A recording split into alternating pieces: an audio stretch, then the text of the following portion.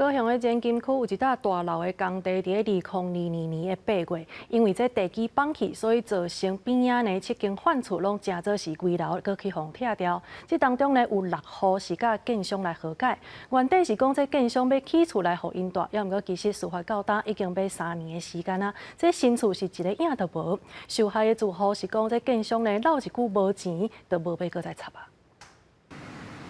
几落台南啊，空车伫边啊，等要灌浆。高雄自强1路的这个工地，建商已经换人等咧重新起大楼。2022年8月施工的时阵，造成隔壁7间犯厝地基挖空放弃，厝嘛拢拆掉。其中6户选择和解，由建商协助重建。不过，甲单已经要3年啊。当初的大楼已经起到12楼，民众的厝虽然一块砖啊都无看。住户讲，建商敢若说一句无钱，就无爱插进。当初讲要补贴税厝，嘛是补贴半年，就花无钱。市府嘛敢若爱进私底下去协调。和解伊就讲叫恁家己私底下去调解啊，以房养老也不行啊，要贷款来借钱也没有办法，那怎么办？我税厝啊，税厝啊，你税厝一个月偌济钱？2万5啊。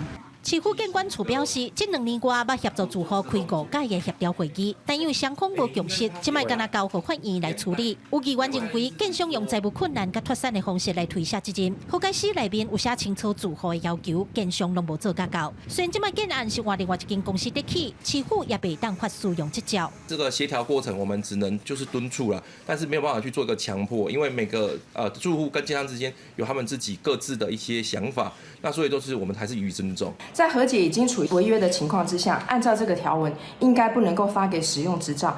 这也是我们认为对于这个解释损邻办法能够最大的保障我们受损户的权益的一个方式。住户讲，因对建商只有一个要求，就是赶紧甲厝起好，互因有所在通好住。对厝建商回应，因为双方各有看法，即摆敢若会当透过法院来解决，因无方便佮讲啥。记者柯家族邱超雄高雄采访报道。